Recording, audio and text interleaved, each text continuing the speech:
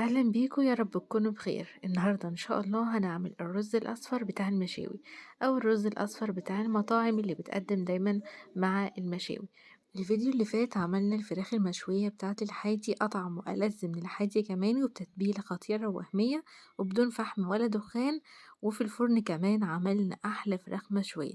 اللي حابب يشوف الفيديو بتاع الفراخ المشوية سيبها لكم إن شاء الله في صندوق الوصف وكمان في أول تعليق لو حابين تشوفوها. النهاردة بقى هنعمل مع بعض الرز الأصفر بتاع المشاوي، وخليكي تعرفي تعملي أحلى شوية رز لونهم أصفر كهرمان كده وطعمهم لذيذ، ألذ من بتاع المطاعم كمان. بس في الأول كده ياريت نشوف الفيديو للآخر ونشترك في القناة لو لسه جديد في القناة، وما ننساش نفعل الجرس على الكل عشان يوصلنا كل الفيديوهات الجديدة. ونسمي بسم الله ونصلي على رسول الله عليه أفضل الصلاة والسلام، ونبتدي بسم الله. حاجة عندي هنا نوعية الرز، أنا بجيب الرز اللي هو الوسط، ما يكونش اللي هو رخيص قوي ولا غالي قوي.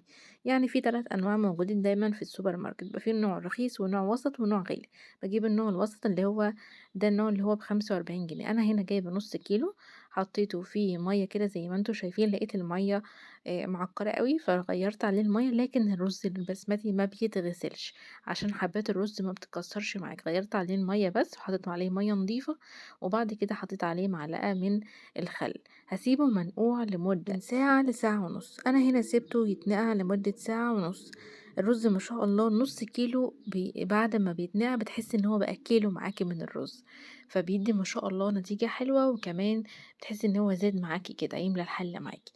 هنبتدي بقى ان احنا نحضر الرز بتاعنا. وعندي هنا في حلة على النار اخدت فيها حوالي ربع كوباية من الزيت او 3 4 معالق من الزيت.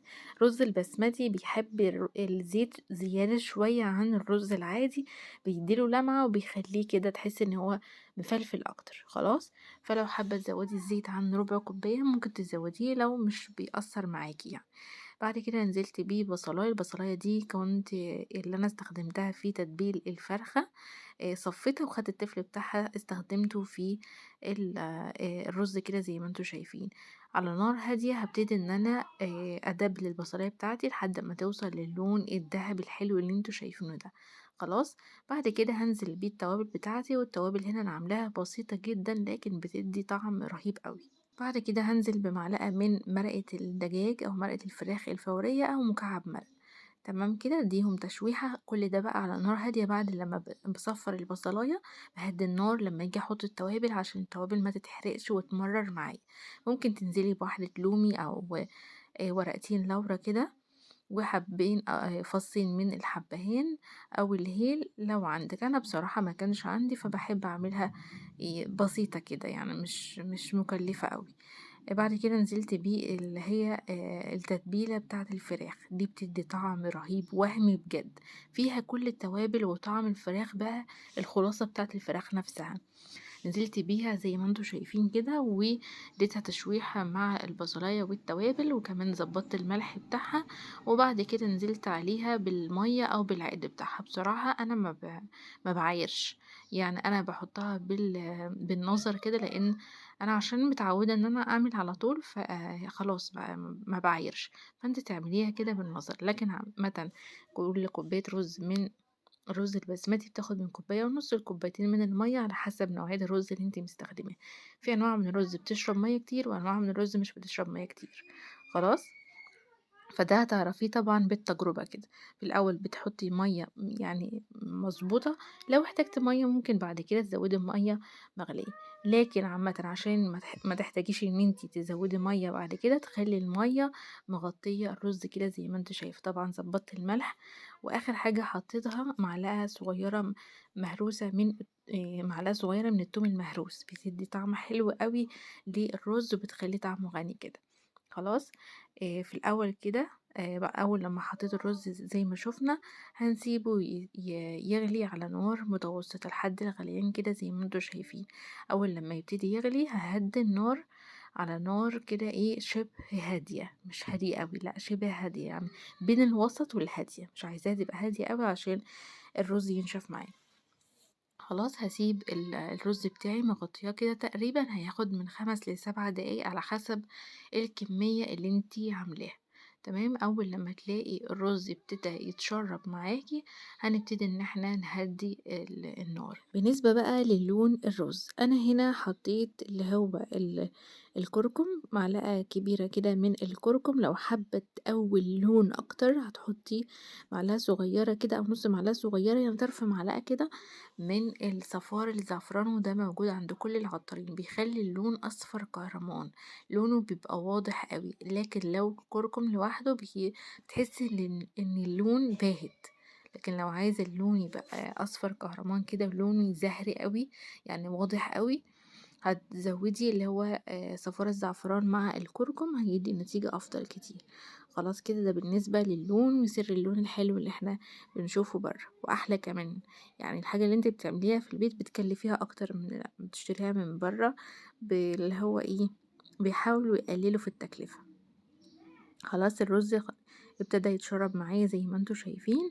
ههدي النار على الاخر وهبتدي ان انا اديله تقليبه.